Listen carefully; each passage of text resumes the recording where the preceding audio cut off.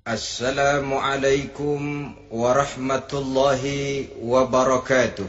Waalaikumsalam warahmatullahi wabarakatuh. Bismillahirrahmanirrahim. Alhamdulillahi rabbil alamin. Wassalatu wassalamu ala ashrafil anbiya'i wal mursalin, Sayyidina wa maulana Muhammadin wa ala alihi wa ashabihil mujahidin at-tahirin. Amma ba'du, subhanaka la ilma lana illa ma 'allamtana innaka antal alimul hakim. La hawla wa la quwwata illa billahil aliyyil azim. Saudara-saudara kaum muslimin, terutama adik-adik para remaja dan pemuda yang saya cintai.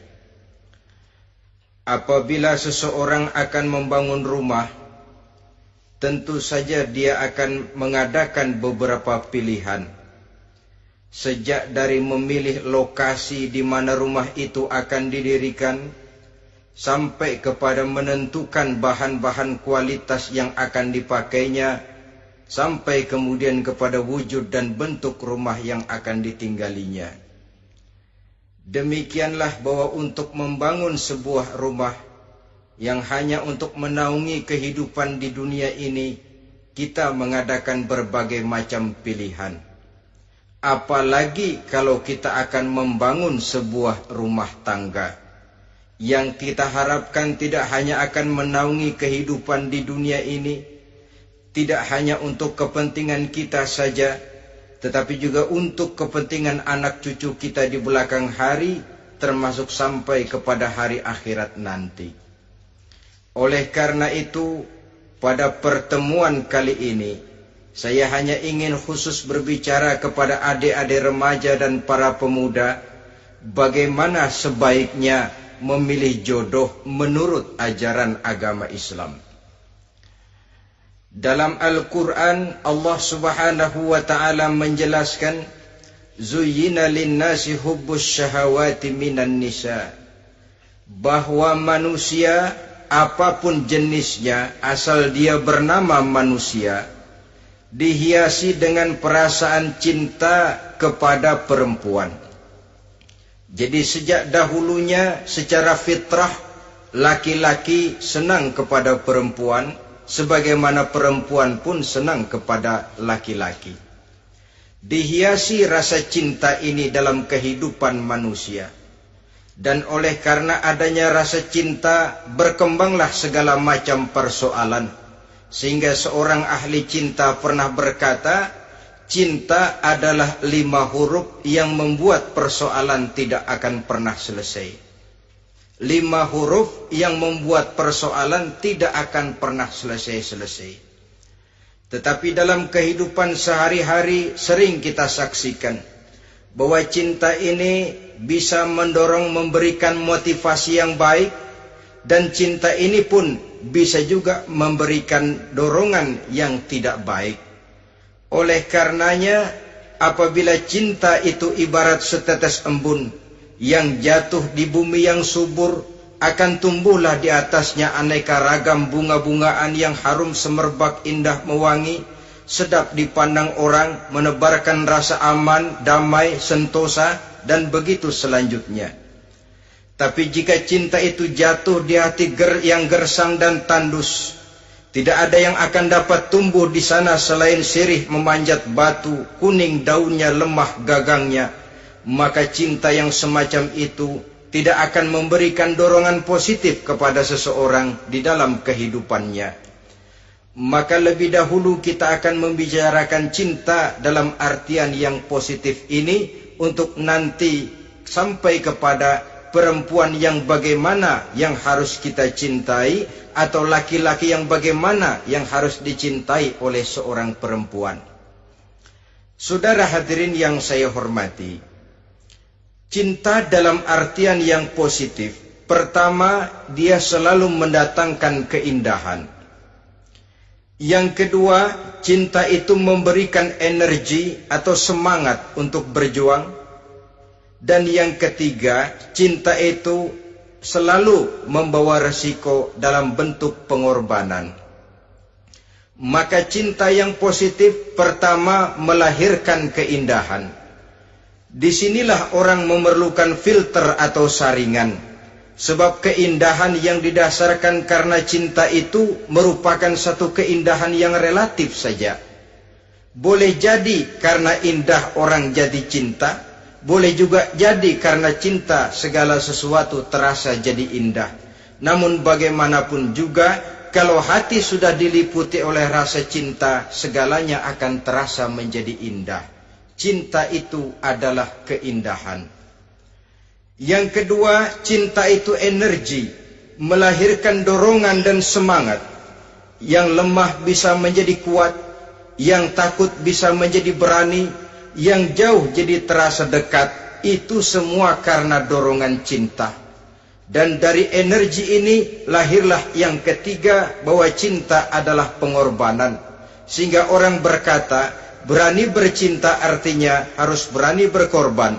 Takut berkorban, jangan bercinta. Kalau cinta ini kita salurkan kepada nilai-nilai agama umpamanya, yang pertama, cinta mendatangkan keindahan. Kita cinta kepada agama, maka apapun yang diperintahkan oleh agama akan terasa menjadi indah. Solat akan terasa menjadi indah, puasa terasa menjadi indah, zakat terasa menjadi indah, jihad pun akan terasa menjadi indah. Persis kalau kita cinta kepada seorang gadis. Jika kita cinta kepada seorang gadis, apanya saja akan kelihatan menjadi indah. Jalannya terasa indah, lenggang-lenggoknya terasa indah, suaranya merdu padahal cemprengnya bukan main. Seluruhnya akan mendatangkan keindahan karena dasarnya sudah cinta. Cinta membawa kepada keindahan. Yang kedua, cinta itu melahirkan energi. Orang yang cinta kepada agama akan lahir tenaga dan semangatnya melaksanakan ibadah, melaksanakan puasa, melaksanakan zakat, melaksanakan solat, melaksanakan haji, bahkan melaksanakan jihad sekalipun. Cinta selamanya menimbulkan energi dan semangat. Sama saja dengan kita apabila jatuh cinta kepada seorang gadis, walaupun rumahnya jauh, katanya, gunung pun akan kudaki, lautan pun kuseberangi. Untuk apa itu? Untuk menemui apa yang kita cintai. Cinta selamanya melahirkan energi. Capek tidak terasa, lelah tidak terasa, semuanya tertutup oleh keindahan yang bernama cinta. Lalu yang ketiga, cinta membawa pengorbanan. Apabila kita cinta kepada agama, maka pengorbanan terhadap apapun yang diminta oleh agama, baik itu pengorbanan waktu, tenaga, pikiran, harta, bahkan pengorbanan nyawa sekalipun, kita tidak akan berat melaksanakannya karena cinta kita kepada agama yang kita anut ini. Demikian juga cinta kita kepada seorang perempuan akan membuat kita rela berkorban. Apapun yang dia minta, jangankan kita tidak mampu, jangankan kita mampu, kita tidak mampu sekalipun, kita masih berusaha untuk mampu guna memenuhi tuntutan si buah hati belahan jantung. Kadang-kadang malam minggu si doi ngajak nonton. Umpamanya, duit tidak ada, gajian belum, kerja enggak. Timbullah inisiatif, entah sepatu kita jual ke tukang loa, entah celana mampir dulu ke tempat lain. Yang penting kita berkorban untuk memenuhi permintaan si buah hati belahan jantung. Ketika itu pengorbanan sudah tidak kita rasakan lagi. Bahkan pengorbanan yang paling pedih sekalipun, dalam gurau, dalam bercanda misalnya, dicubit kita oleh kekasih kita, pedih bukan main, terkelupas kulit, mengalir darah, bukan nangis, nyengir. malah kadang-kadang minta tambah dicubit lagi. Itulah romantikanya cinta, sanggup membuat orang berkorban, melahirkan energi dan semangat, menambah keindahan dalam kehidupan, sepanjang dia dalam artian yang positif. Kalau demikian masalahnya, di dunia yang penuh dengan perbenturan nilai sekarang ini, orang sering salah jalan bagaimana memilih jodoh untuk membangun rumah tangga yang bahagia. Jangan lupa bahwa membangun rumah tangga ini bukan hanya untuk 1-2 bulan, bukan hanya untuk 1-2 tahun, bahkan bukan cuma untuk kehidupan dunia, lebih daripada itu pun untuk menunjang kebahagiaan di akhirat. Oleh karenanya, memilih jodoh bukan satu hal yang mudah, bukan satu hal yang bisa dilaksanakan sambil lalu, tetapi memerlukan penelitian, memerlukan pengamatan yang mendalam. Apa petunjuk agama tentang itu? Dengan kata lain, bagaimana seharusnya seseorang memilih jodoh dalam kehidupannya? Ini tentu saja sumbangan moral buat adik-adik remaja dan para pemuda yang lagi kebingungan memilih jodoh, atau barangkali buat bapak-bapak yang kepengen nambah lagi.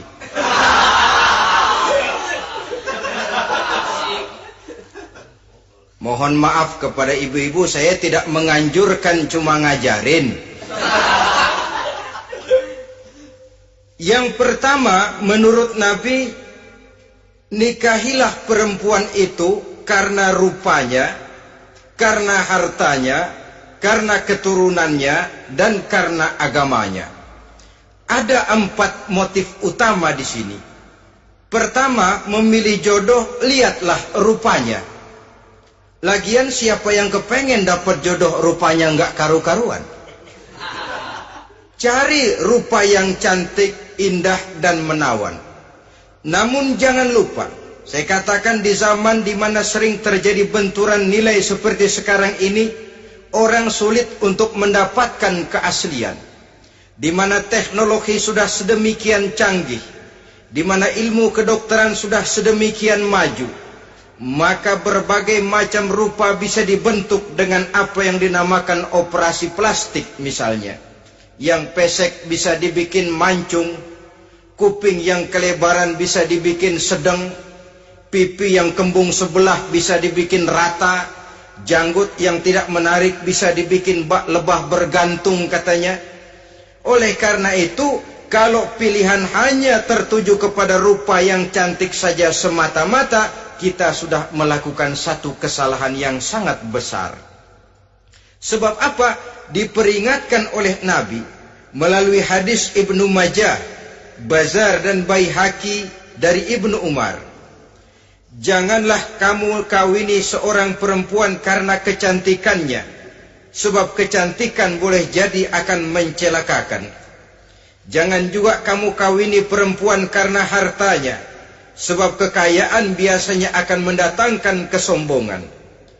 Tetapi kawinilah karena agama dan akhlaknya, karena itulah yang akan membawa kepada kebahagiaan. Saudara-saudara kaum muslimin, terutama adik-adik remaja dan para pemuda, dikala usia puber, apalagi mata baru terbuka, awal balik namanya, remaja sering kehilangan filter. Pokoknya asal ngelihat rupa yang sudah lemot, denok, geboy, pikiran pun hanyut, malam terkenang, siang terbayang, tidur tak nyenyak, makan tak enak katanya, selalu terbayang wajah si doi. Dikala itu orang kehilangan pertimbangan bahwa rupa yang cantik kadang-kadang sering menipu. Diriwayatkan oleh Imam Ibnu Abbas, satu hari ketika sedang kumpul dengan para sahabat, lewatlah orang dengan potongan potongan orang kaya. Kelihatan kan, orang kaya sama orang miskin jalannya aja lain kan. Jalannya saja, jangan gaya hidupnya, jalannya saja lain. Lewat dia, Rasul bertanya kepada seorang sahabat, menurut pendapatmu bagaimana orang yang lewat itu? Kata sahabat, oh, yang lewat ini ya Rasul, kalau dia meminang perempuan pasti diterima. Kalau dia menolong orang pasti berhasil. Kalau dia ngomong pasti didengerin. Kenapa? Orang kaya. Orang kaya ya Rasul. Kalau dia minang, perempuan mana yang kagak bisa menerima kalau dipinang oleh orang kaya? Biar mukanya udah belipet kayak dompet tanggung bulan. Kalau memang duitnya banyak, nggak kelihatan tuh muka yang belipet. Yang kelihatan duit. Kalau dia nolong orang, pasti berhasil apa yang dia tolong itu. Kalau dia ngomong, pasti didengerin orang. Walaupun omongannya biasa-biasa saja. Kenapa? Orang lihat penampilannya. Sudah, ketika orang itu lewat, beberapa lama kemudian lewat lagi seseorang yang kelihatannya miskin. Rasul tanya lagi, kalau orang ini, bagaimana pendapat kamu? Wah, potongan begini sih Rasul. Kalau dia minang, orang tolak. Siapa yang mau kawin sama kere begini? Kalau dia nolong orang, pasti nggak berhasil. Kalau dia ngomong, kagak bakalan ada yang mau dengerin. Siapa yang mau dengerin orang susah ngomong? Setelah orang itu lewat, apa kata Rasul? Orang yang terakhir, yang lewat ini, yang barusan lewat, jauh lebih baik dari yang pertama yang lewat tadi. Jauh lebih baik. Maksud dari ucapan ini, Rasul sebenarnya mendidik para sahabat jangan tertipu oleh penampilan. Sebab penampilan tidak selamanya mencerminkan keaslian. Apalagi di zaman sekarang, salon di mana-mana bejibun. Alis mata bisa dibikin, pipi bisa dicat. Yang pinggir kuning, yang tengah merah, di sebelah merah ada yang kehitam-hitaman, persis orang kepentok tiang listrik.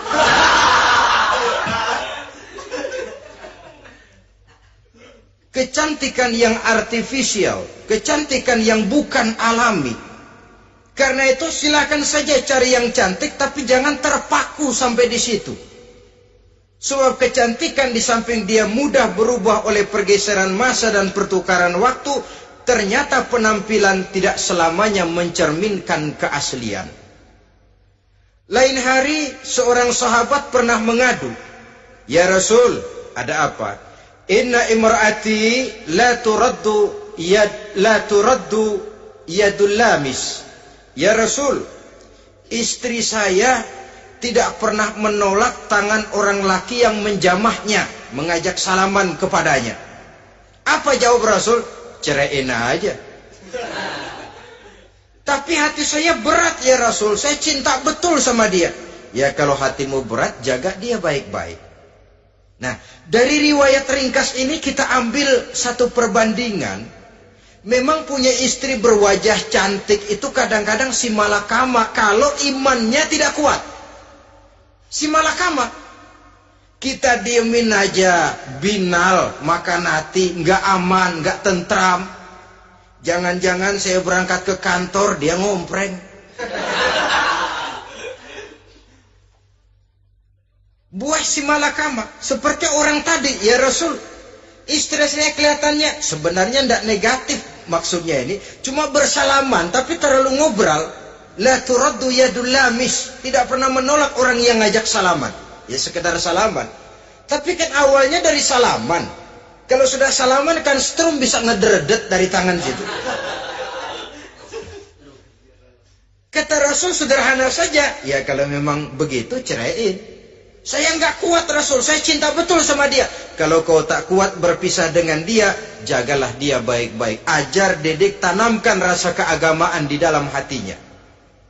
Saudara-saudara kaum muslimin, jadi rupa yang cantik tanpa didasari oleh nilai-nilai agama akan membuat seorang suami di rumah tangganya seperti si malakama.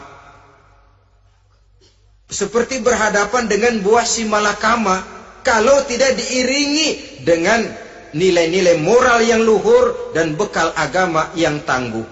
akan pergi jauh dari rumah rasanya tidak aman. Sedangkan di rumah saja siapa yang akan mencari nafkah?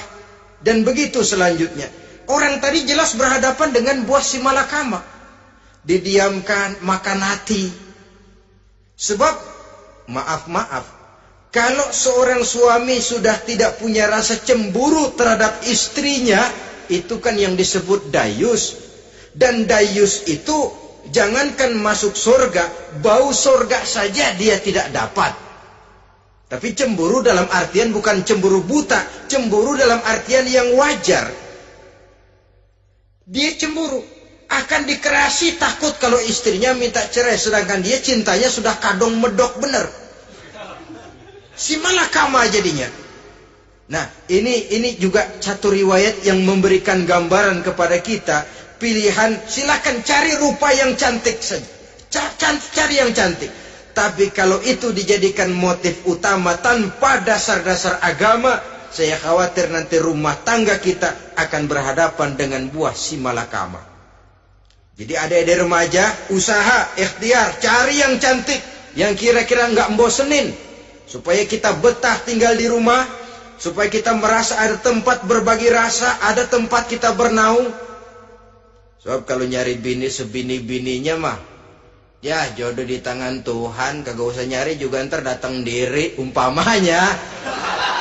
Iya, kalau yang datang peot.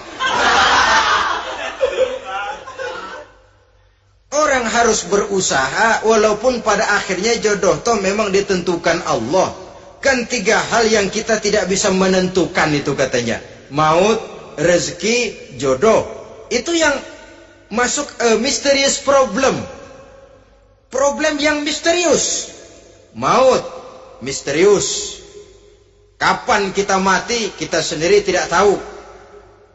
Tahun depan, 50 tahun lagi, 100 tahun lagi, tidak pernah seorang pun diberitahu. Tapi yang pasti dia bakal datang. Kapan dan di mananya, kita tidak tahu. Bisa di rumah, bisa di masjid, ya alhamdulillah. Bisa di majelis taklim, syukur. Bisa di medan perang membela agama, bagus. Pasti dia akan datang. Maut, mysterious problem. Sesuatu yang kita tidak tahu kapan datangnya.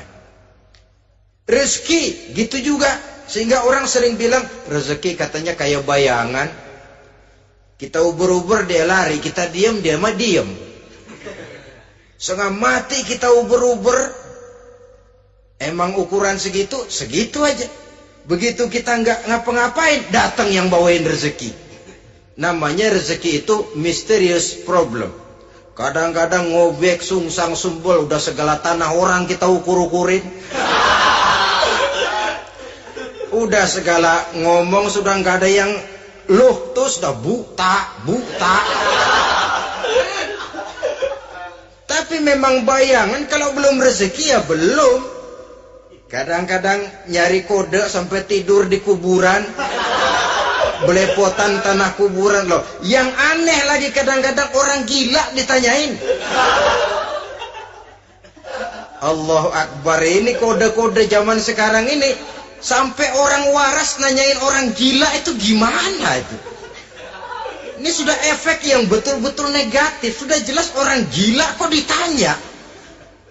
Apa kira-kira yang nanya nggak lebih gila dari yang gila itu?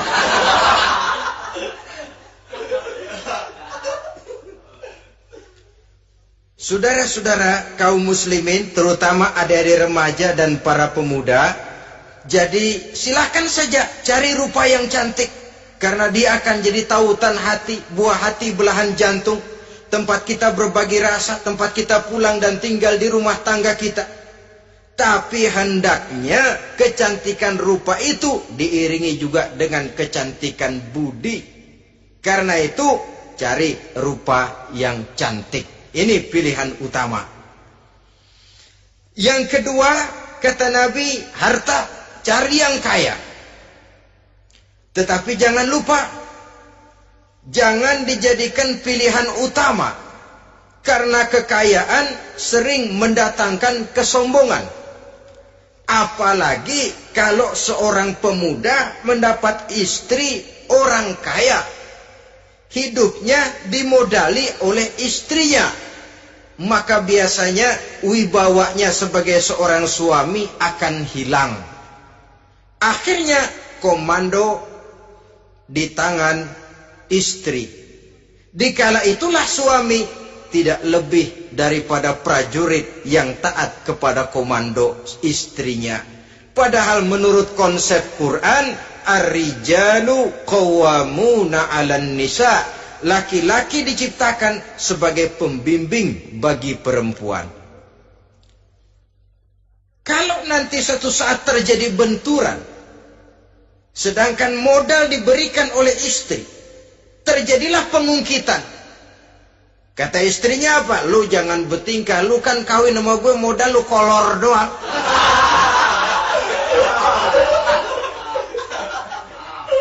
Kalau sekarang bertingkah silahkan keluar rumah. Bawa seperti engkau datang dulu. Jangan bawa apa-apa. Pergilah seperti engkau datang dulu kemari. Hilanglah wibawa seorang suami. Suami kalau udah digentak sama istri begitu, ngelempuruk kayak ayam sampar. Di mana lagi letak wibawanya? Harta sering mendatangkan kesombongan. Oleh karena itu, walaupun diperintahkan cari yang keturunan orang kaya, tapi maksudnya jangan dompleng. Sebab kepribadian seorang suami akan ditentukan oleh sifatnya sendiri. Keberadaannya ditentukan oleh karya dan perbuatannya sendiri. Itulah yang akan menampilkan kepribadian dia dalam kehidupan di masyarakat ini. Saudara-saudara kaum muslimin, terutama adik-adik remaja dan para pemuda, kan kadang-kadang di zaman sekarang kan kelas-kelas gigolo, playboy ya, nyari tante-tante kesepian, mejeng-mejeng di pinggir-pinggir jalan dengan harapan apa? Ya barterlah, tukar tambah. Nah, supaya dapat rokok, dibelikan pakaian, motor, dan sebagainya. Tapi yang jelas hilang harga diri sebagai laki-laki. Dan itu yang paling mahal. Kalau seorang laki-laki sudah kehilangan harga diri, apalagi yang bisa dibanggakan dalam kehidupan ini? Apa artinya naik mobil kalau kepala tertunduk ke bawah? Apa artinya jalan di tengah masyarakat kalau kita tidak bisa menengadah dengan satu kebanggaan? Hilangnya harga diri merupakan kehancuran awal dari sebuah pribadi yang untuk jangka panjang kita tidak akan bisa lagi berbuat banyak. Tanpa harta orang memang sulit untuk bahagia, tapi harta semata-mata bukan merupakan jaminan bahwa orang lantas akan bahagia.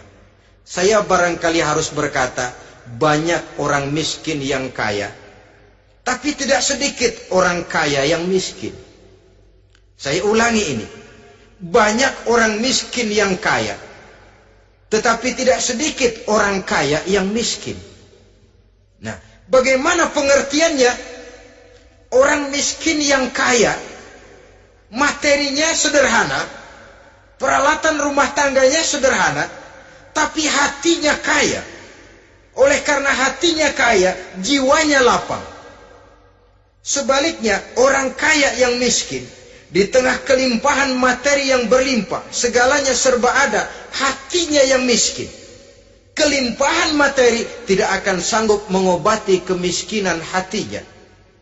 Sehingga di tengah kehidupan yang serba ada, dia masih merasa kurang, maka dia tidak pernah cukup. Di tengah kemilauan dan gemerlapan serta glamornya rumah mewah, dia merasa hidup di tengah gurun pasir yang gersang dan tandus. Karena itu, biarlah miskin harta tapi kaya budi, daripada kaya harta tapi miskin budi. Lebih utama lagi, kaya harta, kaya budi. Itu idealnya. Dasar pilihan ketiga, sesudah rupa dan harta, menurut Nabi, keluarga. Faktor keturunan sangat menentukan. Pepatah mengatakan, buah apel akan jatuh tidak terlalu jauh dari pohonnya. Biasanya kalau bapak kalong, anak kampret. Bapak nyolong, anak nyopet. Itu fotokopi. Saudara-saudara, sungguh pun demikian, faktor keluarga bukan merupakan yang paling dominan. Karena segalanya memang bergantung kepada hidayah dari Allah Subhanahu wa ta'ala. Kalau hidayah datang, bisa saja anak maling bisa jadi kiai. Kalau hidayah datang, bisa saja anak nabi malah ikut bersama orang-orang kafir. Pada akhirnya orang mau besar atau tidak, bukan dengan jalan menyempeng kepada keturunan orang lain, tapi ditentukan oleh kepribadian dirinya sendiri. Tidak bisa kita menjadi besar dengan menyebut kebesaran orang lain. Itu sebabnya dicontohkan oleh Imam Ali pada saat beliau berkata, laisal fata may yaqulu kana abi walakinnal fata may yaquluha anadha. Anak muda yang gentleman adalah anak muda yang berani berkata, inilah saya. Bukan anak muda yang membanggakan leluhurnya. Ini kan zaman sekarang ini lagi ngetop-ngetopnya lagu-lagu cengeng katanya dah. Sebenarnya menurut saya bukan cuma lagu cengeng yang jadi masalah. Lagu cengeng cuma satu efek dari sikap yang lebih utama dari itu, yaitu mental cengeng. Kalau mental sudah cengeng, apapun yang kita lakukan akan jadi cengeng. Tidak cuma lagu, kebudayaan yang lahir akan kebudayaan cengeng. Jadi pengusaha cengeng. Jadi pejabat cengeng. Jadi kiai cengeng. Kenapa? Mental cengeng. Di antara mental cengeng itu apa? Mengandalkan fasilitas atasan. Kalau tidak ada fasilitas dari atas, lantas tidak bisa berbuat apa-apa. Cengeng. Menjadi besar bukan karena karier pribadi, tapi karena nasib katrolan. Itu pun termasuk mental cengeng. Sedikit gagal, bagaimana sedikit jalan buntu, babe. Sedikit deadlock, babe. Lu ngapain babe lu melulu? Saudara hadirin yang saya hormati, jadi lebih penting dari sekedar lagu-lagu cengeng, saya malah lebih suka bicara mental cengeng ini. Mental yang cepat putus asa. Mental yang tidak mau mengeluarkan usaha maksimal. Mental yang hanya mengandalkan fasilitas. Sedangkan pribadinya tidak lebih daripada pribadi sumuhun dawuh. Pribadi kulo nuwun. Pribadiku maha juragan wae. Pribadi oke bos. Pribadi asal bapak senang.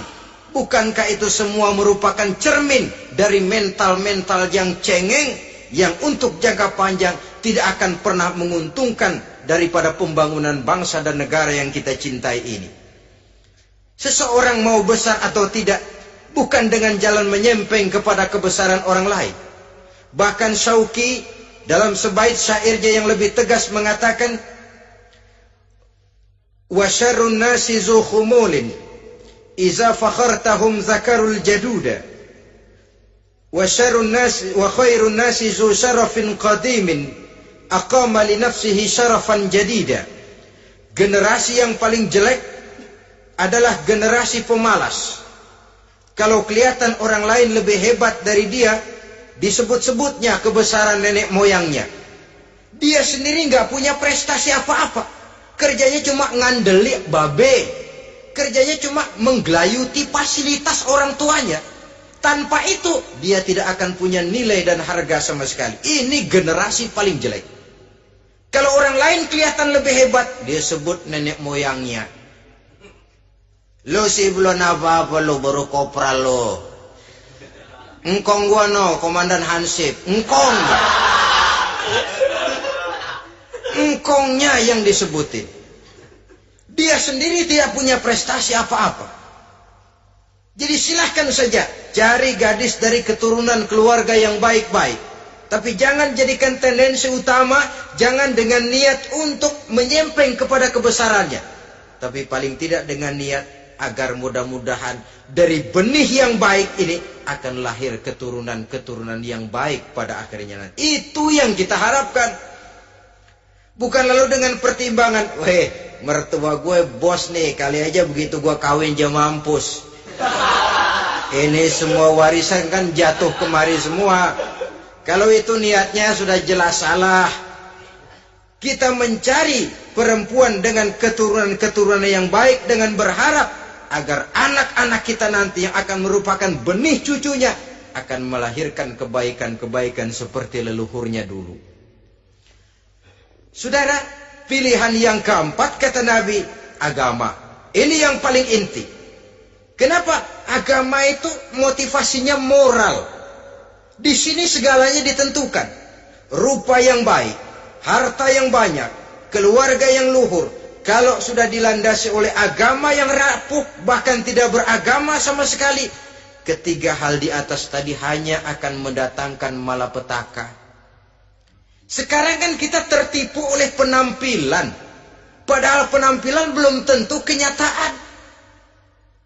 Di jalan-jalan kita akan lebih terpesona melihat gadis pakai miniskirt di atas lutut ketimbang kita melihat gadis-gadis yang pakai jilbab.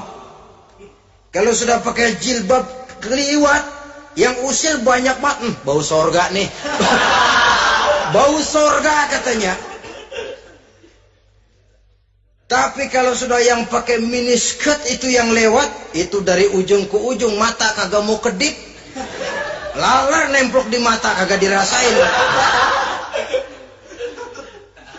Kita terpesona oleh penampilan zahir, padahal penampilan belum tentu memantulkan hal yang sebenarnya. Tapi memang itulah watak manusia. Watak manusia, saya katakan manusia tanpa kecuali. Tetapi bergantung kepada pemikiran jangka pendek atau jangka panjang. Kalau jangka panjang yang kita pikirkan, ya tentu kita tidak akan mudah terpesona oleh hal yang zahir. Sampai-sampai Quran sendiri mengatakan, budak yang hitam legam tapi beriman itu lebih baik daripada orang-orang musyrik walaupun cantik, denok, lemot, geboy. Ada lagi nggak bahasa yang lebih dari itu? Cantik, denok, lemot, geboy, bahenol, nerkom. Tapi kafir masih lebih baik budak yang hitam legam sekalipun. Kalau dia beriman. Kenapa? Rumah tangga untuk jangka panjang. So itu Islam tidak membolehkan kawin campuran dengan lain agama. Walaupun ada ayat yang mengatakan boleh kawin dengan ahlul kitab, tapi sebagian mufassir menjelaskan bolehnya kawin dengan ahlul kitab itu dalam kondisi darurat. Dalam kondisi normal tidak bisa. Kenapa? Kalau sudah berlainan agama, akan terjadi kerancuan rumah tangga untuk jangka panjang. Bagaimana membina dalam keharmonisan di rumah tangga? Bagaimana nasib anak-anak nanti? Kadang-kadang ada keluarga, kami sih keluarga modern. Anak-anak kami berikan kebebasan untuk milih agama apa saja. Bapaknya Islam, istrinya Kristen, anaknya ada yang Hindu, Buddha. Bagus nih, keluarga pecel namanya. Bagaimana keluarga modern bisa seperti itu? Padahal seorang suami bertanggung jawab di hadapan Allah. Dia akan ditanya tentang istrinya. Dia akan dimintakan pertanggungan jawab tentang anak-anaknya. Kalau istri kita berlainan agama, mungkin terjadi pengkaplingan. Pokoknya kalau anak perempuan ikut ibu, anak laki ikut bapak. Administrasi dunia bisa begitu. Tapi akhirat, pertanggungan jawab di hadapan Allah. Bisakah kita? Sorry aja Tuhan, emang janjinya begini. Saudara hadirin yang saya hormati, oleh karena itu budak legam hitam kalau beriman masih lebih baik daripada orang-orang yang tidak beriman walaupun cantik dan mempesona. Kenapa? Ini faktor agama. Ya buat 1-2 bulan bisa terwujud rumah tangga yang tentram. 2-3 tahun mungkin masih bisa bertahan, tapi sampai kapan? Sampai kapan itu akan terwujud? Pada akhirnya akan muncullah dilema yang akan sulit buat diatasi. Oleh karenanya motif agama dijadikan stres oleh Nabi. Fasfar bizatiddin taribat yadak. Pilih agama sebagai titik sentral, sebagai pilihan utama. Kalau agamanya kuat, walaupun rupanya sederhana, tapi karena nilai agamanya kuat, dia bisa menyenangkan hati suaminya. Dia bersolek untuk kepentingan suaminya. Dia taat kepada suaminya. Harta, dia anak orang kaya untuk membantu perjuangan suaminya. Tapi kalau tidak ada modal agama, rupa yang cantik bisa menyengsarakan suami. Apalagi kalau suami kere. Istrinya sudah cantik, kaya ataupun tidak kaya kadang-kadang. Udah, suaminya suruh ngempu di rumah, bininya yang kerja. Ya kalau kerja mendingan kalau dikerjain itu.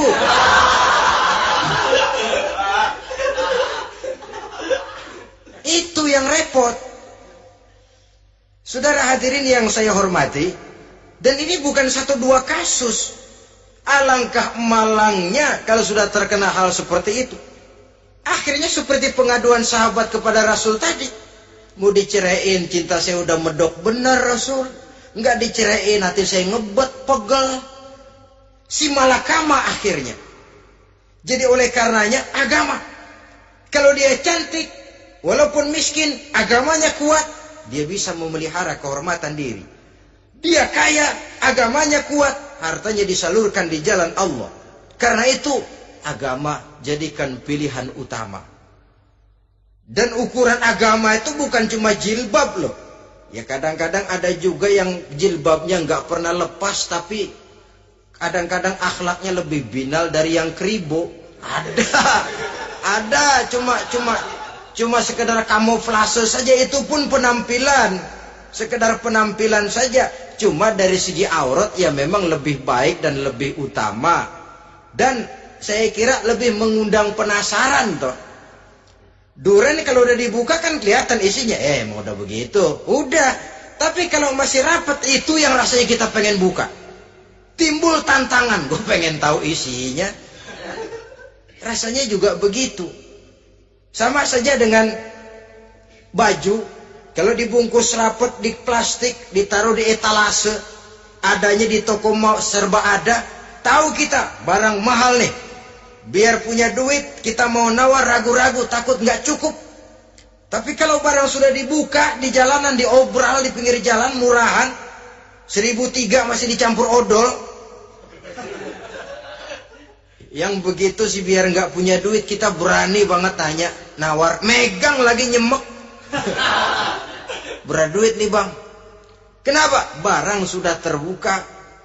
Jadi saudara-saudara, syukur kalau keempat-empatnya ini jodoh terkumpul dalam jodoh yang saudara cari. Sudah rupanya cantik, kaya, keturunan orang baik-baik, agamanya kuat. Nah, surga dunia tuh. Yang begitu cari. Kalau ada yang begitu, saya juga mau nambahin satu lagi.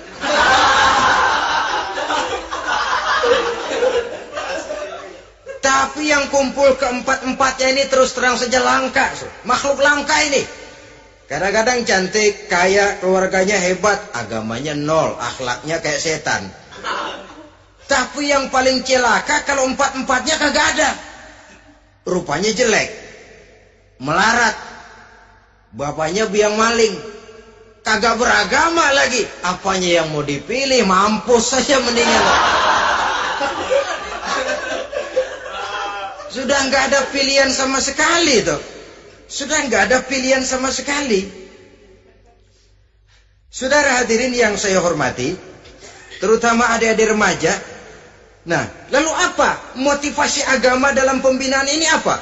Agama ini kan memberikan contoh bahwa perempuan yang baik itu, yang kita ingin jadikan dia sebagai ideal dalam pencarian jodoh, tandanya 3. Iza ra'aitaha saratka, kata Nabi. Kalau dipandang, dia bisa menggembirakan kamu. Kan ini yang penting buat seorang suami. Kalau saudara nanti jadi suami, punya istri yang jadi partner setia mendampingi suaminya.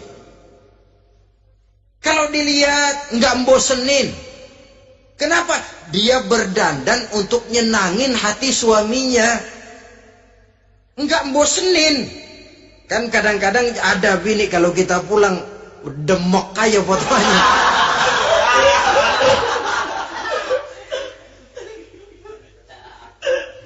Ini yang bikin suami nggak betah di rumah ini kan yang begini.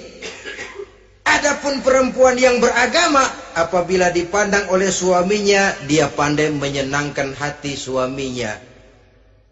Andai kata suaminya dalam kesulitan, dia tidak menambah beban kesulitan. Paling tidak dia bisa memberikan satu bantuan moral.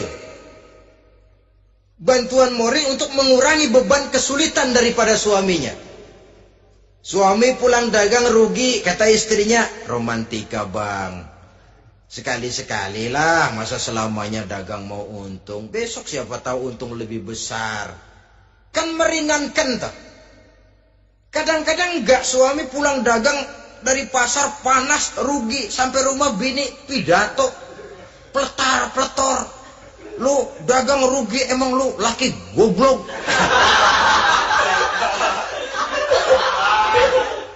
Sudahlah di pasar rugi, di rumah digoblok-goblokin. Ini nanti kena penyakit broken home yang begini ini. Padahal kesuksesan di kantor, kesuksesan di pasar, kesuksesan di medan tugas selalu dimulai dari kesuksesan dan ketenangan dari rumah tangga. Dia berhias untuk kepentingan suaminya, tidak terlalu berlebihan, dan suaminya pun pandai menghargai istrinya dengan kata-kata yang menimbulkan gairah dan semangat. Lihat istrinya bersorak, kamu makin cantik saja. Jangan juga kadang-kadang suami ketus. Ngelihat dasu pulang kantor, lihat suaminya, istrinya dandan rapi. Tumben lu membekasin apa? Mau membekasin katanya. Artinya apa ini? Pandai mengembirakan, bisa tenggang rasa, bisa berbagi rasa. Sehingga suami merasa ada tempat dia bertukar pikiran. Ada tempat dia membicarakan persoalan. Dialog dalam kehidupan berumah tangga itu sangat diperlukan. Iza ra'aitaha sarratka, kalau dipandang dia sanggup mengembirakan kamu. Dikasih uang 500 senyum, 5.000 pun ketawa. Menggembirakan. Dia bisa taruh kata hatinya kesel, tapi mulutnya senyum. Nah ini yang sulit ini. Senyum tapi kesel, kesel tapi senyum. Kadang-kadang istri itu kan kalau sudah kesel, suami pulang nggak bisa dia menyembunyikan kekesalannya. Dari jauh suami sudah lihat ini yang nyambut, ini bemo ini. Udah monyong serem. Saudara hadirin yang saya hormati, yang kedua, bila diperintah dia taat. Ini pengaruh agama. Sehingga Nabi mengatakan, "Lau amartu li ahadin ayyasjuda ila ghairiha, la amartul mar'ata litasjuda ila zawjiha, likibari haqqihi 'alaiha." Andai kata saja boleh aku memerintahkan manusia untuk sujud kepada sesama manusia, pastilah aku perintahkan perempuan untuk sujud kepada suaminya. Kenapa? Karena besar hak suaminya kepada dirinya. Untung sujud kepada manusia tidak boleh. Andai kata boleh, perempuan disuruh sujud sama suaminya. Ini tidak perlu sampai sujud, cium tangan saja minta ridho suami. Kadang-kadang perempuan sekarang berat. Paling banter setahun sekali lebaran doang. Laki pulang sembahyang tubruk, cium tangan, minta redo, nangis segala macam. 3 hari habis lebaran, beras habis, monyong aja lagi.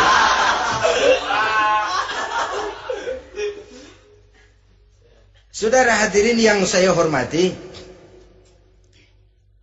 yang ketiga, akibat pengaruh agama, dia sanggup memelihara kehormatan diri dan sanggup menjaga harta suaminya. Memelihara kehormatan diri baik pada saat suaminya di rumah atau pada saat suaminya tidak ada di rumah. Satu riwayat, Seorang sahabat akan pergi perang jihad di fisabilillah. Ketika mau berangkat dia bilang kepada istrinya, saya mau berangkat perang. Kalau saya belum pulang kamu jangan keluar rumah. Baik bang. Pergi istrinya, pergi suaminya jihad. 1 minggu, 2 minggu berlalu, belum juga pulang. Satu hari datang utusan dari rumah orang tua si istri ini. Assalamualaikum bu. Waalaikumsalam. Ada apa? Ada berita kurang enak bu. Orang tua ibu sakit parah. Mohon tolong ditengokin. Apa kata si istri? Maaf saja, suami saya belum pulang dari medan perang. Saya belum dapat izin keluar rumah kalau dia belum pulang. Tolong sampaikan maaf saya kepada orang tuanya. Pulanglah utusan tadi. Besok balik lagi. Bu, ada apa? Udah Senin Kemis. Napasnya sudah sampai tenggorokan. Tolong tengokin buat terakhir kalinya bu. Suami saya belum pulang. Dia pesan kalau dia belum pulang saya jangan keluar rumah. Saya nggak bisa tengokin orang tua saya. Salam maaf saja. Pulang utusan itu. Besok balik lagi. Bagaimana? Sudah meninggal bu. Mau dikubur. Tengokinlah buat terakhir kalinya. Suami saya belum pulang. Saya belum berani keluar rumah kalau suami saya belum pulang. Itu janji saya sama suami saya. Pulanglah utusan ini ngadu kepada Rasulullah sallallahu alaihi wasallam. Ya Rasul, ini perempuan kelewatan benar. Dari orang tuanya sakit sampai sekarat, sampai mati, sampai dikuburin dia nggak nengokin. Memangnya kenapa? Suaminya katanya pergi jihad. Dan suaminya tidak mengizinkan dia keluar rumah kalau si suami belum pulang. Apa jawab Rasul? Marahkah beliau? Tidak, beliau senyum. Apa katanya? Dosa orang tua yang meninggal ini telah diampuni oleh Allah karena dia punya anak perempuan yang begitu taat kepada suaminya. Allahu Akbar. Dosa orang tua yang sudah meninggal itu diampuni oleh Allah karena dia punya anak perempuan yang begitu taat kepada suaminya. Ketaatannya kepada suaminya menyebabkan dosa orang tuanya diampuni oleh Allah Subhanahu wa ta'ala.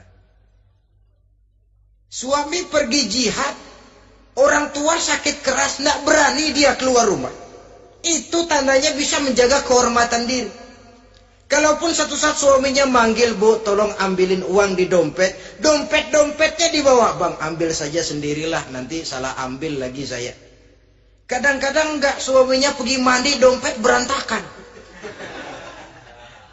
Saudara hadirin yang saya hormati, ini motivasi agama. Jadi kecantikan zahir yang diimbangi dengan kecantikan batin oleh karena pengaruh agama tadi. Kalau sudah kemari, orang tidak perlu mikir-mikir operasi plastik, bikin yang pesek jadi mancung supaya orang tertarik. Bikin belakang yang kurus jadi menarik. Tidak. Orang tidak perlu lagi pakai susuk-susukan, dipasang di bibir supaya kalau senyum orang gempor,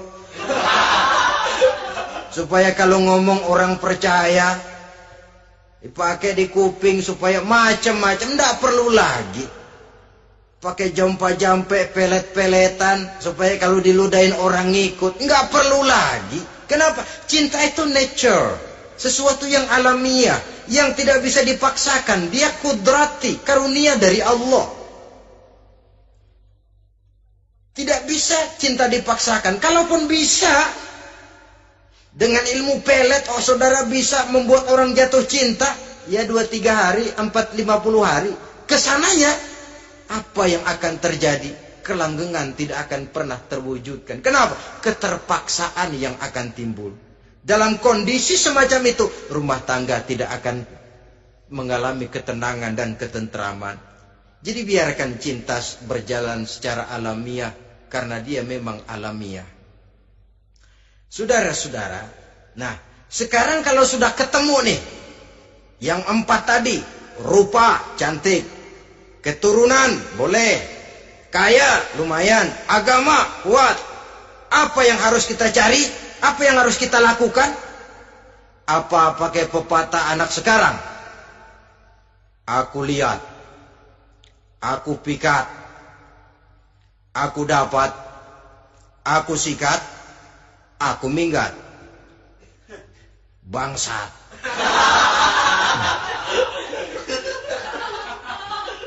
Itu kan ada moto cinta kilat begitu tuh. Cinta kilat katanya. Aku lihat, aku pikat, aku dapat, aku sikat, aku minggat. Bangsat. Atau kita harus hanyut dalam arus free love, free sex, samenleven, eksperimen dulu? Tidak. Islam menganjurkan kalau memang seret, ini rasanya ini nih, mantap gue nih. Apa yang diajarkan oleh Islam selanjutnya? Meminang, saudara-saudara. Meminang adalah langkah awal untuk mengikat tali pernikahan. Diizinkan meminang, dan di dalam meminang pun diizinkan untuk melihat. Cuma kalau boleh, ya syaratnya itu waktu melihat itu jangan sampai ketahuan si perempuan yang akan kita pinang itu. Untuk apa kita meminang? Pertama untuk yakin bahwa perempuan yang kita inginkan ini sudah kumpul syaratnya itu, tidak ada cacatnya. Yang kedua, untuk memperkuat tekad hidup berumah tangga, diperlukan meminang. Adapun adat itu berbeda, tapi bahwa konsep meminang itu dalam Islam ada, itu jelas. Ya kalau mesti bawa pisang raja, pakai roti buaya, pakai martabak segede ban mobil truk segala macam, itu adat saja, ya. Tapi yang real meminang itu ada dalam Islam. Nah, bagaimana adab meminang? Setelah kita tahu anak ini cantiknya ya, keturunan baik, ya kekayaannya lumayan, agamanya kuat, pinanglah dia. Caranya boleh lihat langsung. Lihat langsung kalau bisa tanpa setahu si perempuan. Dan batas yang boleh dilihat itu muka dan tangan. Itu saja. Jadi jangan gerusak. Minta permisi, Pak, saya mau ngelihat anak bapak seutuhnya, soalnya buat saya ini nanti. Apanya aja dibedolin, jangan. Kira-kira yang boleh itu muka sama tangan. Andai kata kita risih, sebab nanti kalau nggak jadi akan jadi timbul rasa malu dan si perempuan juga kasihan. Boleh mengutus perempuan yang kita percaya. Coba kau ke sana, lihat kondisinya yang sebenarnya bagaimana. Kalau ngelihat dari jauh sih utuh, siapa tahu nanti tangannya kurang sebelah. Coba lihat sana. Saudara-saudara, kemudian boleh juga ditanyakan kepada orang tuanya. Dan dalam hal ini orang tua si gadis tidak boleh menyembunyikan aib atau cacat yang dimiliki oleh anaknya. Dia harus menceritakan apa adanya, sampai pun kekurangan anaknya yang paling kecil sekalipun. Sebab apa? Jangan sampai istilah pepatah beli kucing dalam karung. Kedengeran suaranya doang meong-meong, begitu dibuka tuh kucing gempor sebelah kakinya nggak ada. Kan tentu kita tidak kepengen kecewa di belakang hari. Itulah perlunya meminang sebagai jembatan untuk menuju kepada pernikahan. Nah, dengan demikian, kalau sudah usaha meminang ini dilaksanakan, jangan merasa sudah setengah resmi. Ini yang kadang-kadang jadi penyakit. Malah sesudah meminang harus masing-masing lebih menjaga diri, menjaga kehormatan, menjaga pergaulan. Kenapa? Agar saat memasuki jenjang pernikahan nanti merupakan jenjang yang sangat ditunggu-tunggu. Ada rasa keinginan tahu. Kalau tidak, ya udah biasa, nggak giroh lagi ngadepin perkawinan. Kenapa? Kemarin-kemarin gue udah cobain. Hilang gairah lagi. Sebab itu kalau sudah meminang, jangan merasa sudah setengah halal. Udah minang ini Kadang-kadang orang tua juga konyol. Sudah dipinang, diumbar. Lu mau kemana kayaknya lu udah pinang. Padahal meminang itu cuma langkah awal. Sedangkan selanjutnya harus lebih berusaha menjaga kehormatan diri sampai pada saat nanti pelaksanaan pernikahan. Nah, saudara-saudara, terutama adik-adik remaja dan para pemuda, walaupun agak sekilas memang karena terbatasnya waktu pada pertemuan ini, mudah-mudahan bisa memberikan gambaran yang sepintas tentang bagaimana sebaiknya kita memilih jodoh di dalam membina rumah tangga yang bahagia. Semoga ada manfaatnya. Terima kasih atas segala perhatian. Mohon maaf atas segala kekurangan. Usikum wa nafsi bitaqwallah. Wassalamualaikum warahmatullahi wabarakatuh.